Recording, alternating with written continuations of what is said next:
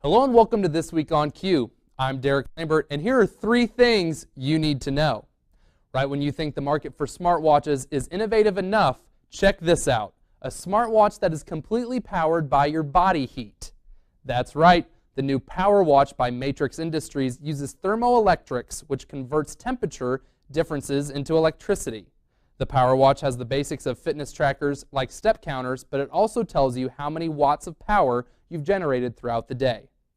Matrix Industries says it plans to use similar thermoelectric energy into other areas such as healthcare, manufacturing, and shipping. That could potentially do away with batteries in hearing aids or pacemakers. Matrix is also launching its watch line for men first, starting this week for $99. The company plans to debut watches for women in the future. It's looking like I need to upgrade my fitness tracker to this. Oreo is entering the candy bar business. The cookie maker teamed up with European chocolate company Milka and is introducing the Milka Oreo chocolate candy bar and Milka Oreo Big Crunch chocolate candy bar. The first one, coming in 3 sizes, has bits of Oreo cookies in the middle layer of vanilla cream filling. The Big Crunch is a giant candy bar meant for sharing, weighing in at 10.5 ounces. Some people think sharing, but I will happily take this all for myself. Both bars will be fully distributed in January, just in time for those New Year resolutions of weight loss to be crushed. Oreo and Milka offer similar products overseas, but this is the first time Oreo is offering a candy bar in the U.S. It is about time that the U.S. is first at something useful. If diamonds are a girl's best friend, ladies, meet your new pal. The so-called sky blue diamond could fetch up to $25 million when it goes under the hammer on Wednesday. Blue diamonds are hard to find, and this more than 8-carat stone is one of the largest of its kind. The diamond will be auctioned away soon in Switzerland, so if any of you guys are looking to get your special someone a Christmas present, this diamond would surely make her sparkle. Those were 3 things you need to know. Now, let's start the show.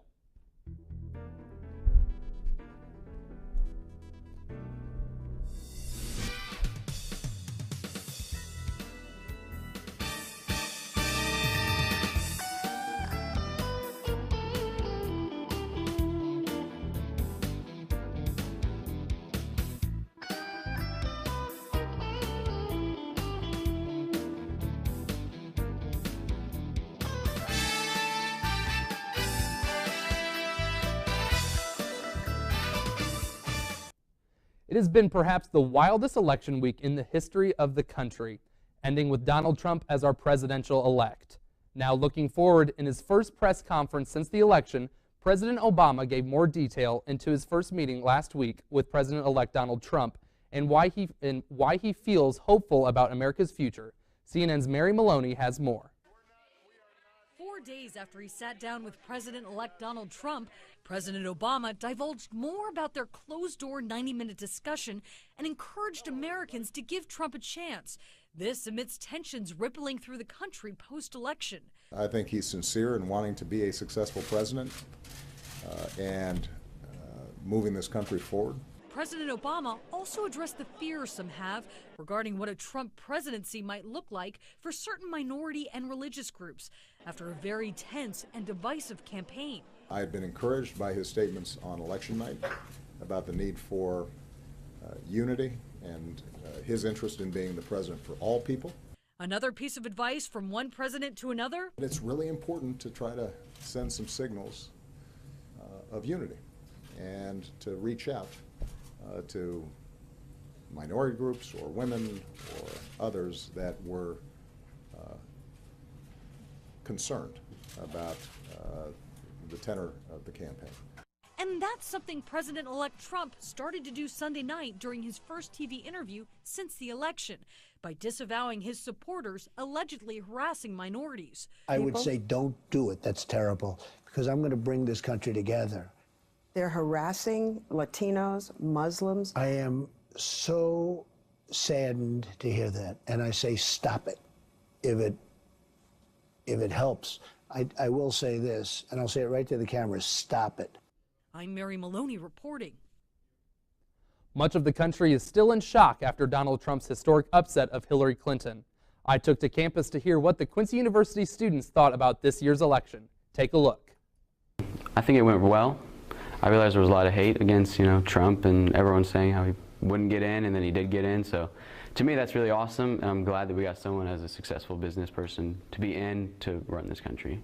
I think that it showed a lot of racial divide that was even more in depth than what we originally thought. A lot of people had assumptions about the election, and then when it didn't go the way they expected, now we're dealing with the aftermath of it. So I think that the riots and the protesting, there's still more to come for a while. I didn't really keep up with it. I mean, I saw the hate on both of them, and I didn't vote either, so I don't really have a whole lot of input on it. I really wasn't shocked about the outcome of this election, being that we did have a black president for 8 years and he did not get assassinated while he was in term. So I really think that this election was already set up as to who would win it, because the Republican won in both the House and the Senate. So I really wasn't shocked about that, but I just think it highlights the pain and agony that we had back in the past of how devastating and racist that America is in some aspects. And I think that the president-elected candidate that we have really emphasized that in some of his speeches. So it's kind of like, hilarious to see that America still reflects that past. President-elect Trump has seemed to defy the odds in this election. And speaking of defying the odds, one QU student has gone above and beyond in creating his own brand, So Zesty. Executive producer Sarah Valkamp joins me now with Zach Hesterberg, a QU senior and entrepreneur. Thanks, Derek. I'm here now with Zach Hesterberg, who is a senior here at Quincy University. Zach, how does it feel to be almost done with your senior year? Oh man, I'm excited. It's graduating a little early, so we shall see how that goes. But I had just about 5 weeks left, and I'm just trying to enjoy every moment of it. It'll come by quick. Yeah, clearly. Now, I understand that during your time here, you started your own business. Can you tell me a little bit about that? Yeah, it's a social media marketing agency. I started it just about 1.5 years ago, so August of 2015, and we help other companies with their social media marketing from aspects of helping them come up with content posting strategies. We help them with their Facebook and Instagram ads, just general maintenance and monitoring of their pages, and then give them analytics at the end of the month and discuss how all of their accounts grew. I bet that's really helpful for a lot of business owners who aren't really familiar with social media. Now, how did the idea come about for this? Oh man, well, I guess it was May of my sophomore year. I was still looking for an internship, and I got online, and there was a posting for a company called Drive Social Media. And my first thought was like, are you kidding me? There's actually a company that just does social media for other companies. Like, you could sit on Twitter all day, which is what I initially thought. And I was like, okay, well, I'll get this internship, and I could start a business. Like, I could do that. And so I got the internship, and throughout the summer, this was down in St. Louis, throughout the summer going to and from the internship in my house, I would always look up podcasts on more about social media marketing and more about entrepreneurship, and did as much research as possible, and that's how I got started. Now, how's your business doing right now? Like, how's it going for you? Yeah, so I actually decided to take a break for the summer. I wanted to get a little bit of some other experience going on, and just decided to take a break from it for, it was about 2.5 months, and so I restarted it just about I don't know, it was a few months ago, and so I just came out with a new ebook. It's called 8 Steps to Developing an Effective Social Media Strategy. Then just redid my website, and looking to land in a few clients this upcoming week. So it's growing, it's going well. Well, congratulations. Thank I wasn't you. aware of that. Now, what are your plans for the future?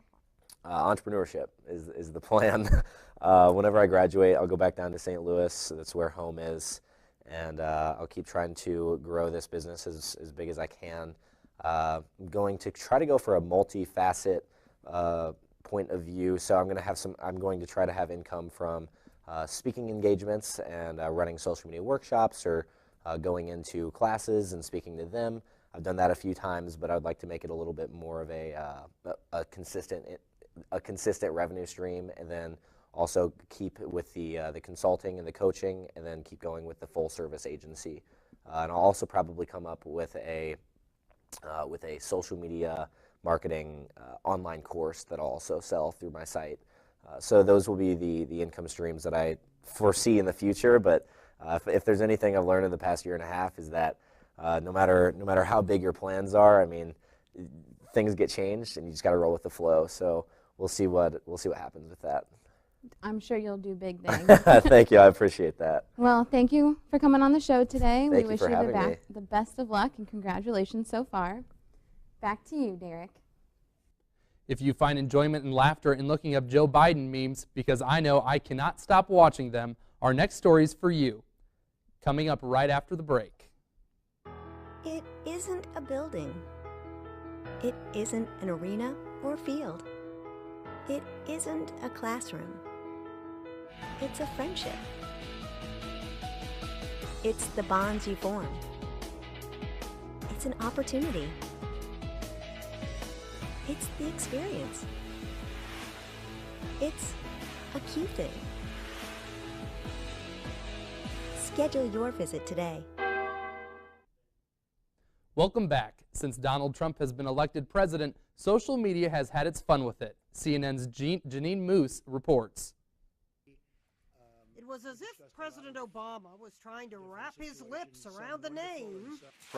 President-elect Trump's, Ms. President-elect, with President-elect Trump. Some on Twitter elected to imagine pranks that the mischievous Joe Biden might play on the incoming Trump, and thus was born a meme of imaginary conversations between Joe and President Obama. I ordered huge replacement doorknobs. Huge. Joe, we can't. President Tiny Hands. From the size of Trump's hands to President Obama's birth certificate. Come on, you gotta print a fake birth certificate, put it in an envelope labeled secret, and leave it in the Oval Office desk. Joe. Obama's birthplace gave birth to a lot of jokes. I left a Kenyan passport in your desk just to f with him. Joe. Oh, and a prayer rug in your bedroom. He's gonna lose it. Damn it, Joe. That tweet was written by left-leaning Josh Billinson. Just trying to be funny at a time when it's really hard to know if it's okay to be funny. Josh loves Joe Biden and has authored at least 10 of these memes. And then there's the one based on a dirty trick that was actually played in real life when the White House transitioned from Bill Clinton to George W. Bush. An investigation confirmed missing W's in the White House. Hillary was saying they took the W's off the keyboards when Bush won. Joe, I took the T's. They can only type rump. Josh, who also wrote the T's tweet, got an inquiry from an agent. They wanted to know if you were interested in a book deal. I told them I'm interested in anything at this point. If the election's been pushing your buttons, maybe a tweet will provide relief. I took a Staples red button and wrote nukes on it. Joe. Tweets to him in Russian when pressed. Jeannie Mo, CNN. That was easy. The expression once in a blue moon might mean more than you might think. A rare phenomenon that hasn't happened in nearly 70 years was on display the other night. CNN reporter Jeremy Roth has today's Take a Look at This. Stargazers, get ready to see the moon like it hasn't been seen in nearly 70 years. The phenomenon called the supermoon occurs when the moon becomes full on the same day its orbit is closest to the Earth. It results in a ridiculously large and bright moon and is super rare, as in hasn't been seen this big and bright since 1948 and won't be again, officials say, until the year 2034. The moon will reach its zenith Monday, but has been pretty darn super for a few days now. Lunar looky-loos from around the globe have already started posting pics online. So get a good look now before the supermoon moonwalks its way into the history books. And as a supermoon fades away, a superstar is born. A Michigan Dollar General cashier is enjoying viral fame after a customer captured him on camera absolutely crushing R&B singer Maxwell's hit song, Ascension.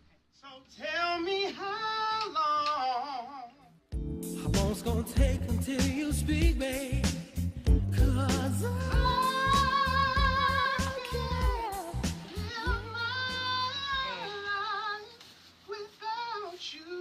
Facebook user Nakia Robinson captured the crooning cashier, whose name is Lucas Holiday, a perfect stage name by the way, grooving to the tune and posted it online. His dulcet tones have already been heard over 500,000 times, and even singer Maxwell himself commented on the performance, saying he kills it. Maybe time to quit that day job, Lucas. Take a look at this. I'm Jeremy Roth. Coming up, I'll tell you where to go to satisfy that college student's sweet tooth. We'll be right back. QUTV is more than a news outlet. 1 in 5 undergrads work at least 35 hours a week, year-round. Students involved with QUTV learn life lessons, create lasting memories, and gain the experience needed to succeed in future careers. Students need to be involved with QUTV as a viewer or as a participant because we need to know what's going on around our campus. Knowledge is powerful, and QUTV News serves to inform not only the students, but the Quincy University community as a reliable and powerful news network. Welcome back. With winter coming, good pastries and desserts are only about a block away from campus. In this week's Where in the Queue, I show you where to go to try some of Quincy's hometown treats. Delicious, mouth-watering, just the best. This is how one would describe Quincy's Underbrinks Bakery, but it didn't happen by accident or overnight. Well, this is just an old German bakery in a Catholic neighborhood that has survived all the lumps and bumps of the 85 years. At one time there were like 25 bakeries in Quincy, and now we're kind of it. And Leroy is right. The business has been going strong since 1929 in Quincy, Illinois. And if you're thinking Underbrinks is just a normal bakery, you are mistaken. I always say that it's more of a spectacle than a business. You know, people come here because they want to show kids that there's still a business out there where you can go in and meet the owner and get your goods over the counter. Still not a chain, and being on a side street in a neighborhood. I think that's the most unique part of it, is that people come in and they're just amazed at how small it is, but how much stuff comes out of here. So it's like the little house that could, you know. Don't be fooled by the small building. The options of baked goods at Underbrinks are never ending. Prime products are the Angel Food cupcakes and the scratch baked Danish, and then of course we do custom wedding cakes and custom birthday cakes, and we do custom orders in general. People can come here, and we rely on repeat business, so we tailor our goods to their needs. You know, if it's something that we can do within our scope of baking, we do it tailor-made to their wants and needs. And if you thought Underbrinks could not get any closer to QU, since it is only a 3-minute walk from campus, you'll be surprised how connected the bakery is to the university. Even though they started in 1929, the bakery has been brought up to the times thanks to a senior QU student, Zach Hesterberg. He's my guru. He showed me how to turn on my iPad. I got an iPad this spring, and I didn't even know how to turn it on, and Zesty's been tutoring me along. So if you're looking for some sweet treats close to campus, just take a walk down College, where when it comes to hometown bakeries, Underbrinks truly is the icing on the cake. For Where in the Queue, I'm Derek Lambert. Here we have a look at what's next on Q. So coming up, we have the women's volleyball is taking on Lewis in Peoria. This is the first game of the GLVC tournament. The women's volleyball team was brought into the GLVC tournament. They made it into the tournament, and then we have women's basketball, 2 games, and a men's basketball game, which all 3 of those games will be at home, so get out there and check those out. And then finally, this Sunday, we have the QU Band Pops concert at 3 p.m. in the Connie Neiman Center. After the break, we have the first look at Patriots Day starring Mark Wahlberg and more on this new Star Wars film. Stay right there. Join me, Coach Marty Bell, head basketball coach of the Quincy University Hawks, live from Chicks on the River every Monday night at 6:30 p.m. or on ESPN 1440 for the Coach Marty Bell Show. Hear from our coaches and players as Ben and I recap the previous games and preview our upcoming opponents. Grab your friends and family and come out to Chicks on the River for a great meal and meet the Hawks. QU men's basketball, Chicks on the River, and ESPN 1440. A winning combination. And as always, it truly is. Welcome back. The new Star Wars film is a month away, and David Daniel has more. They say 500,000 people watch the Boston Marathon here in New England.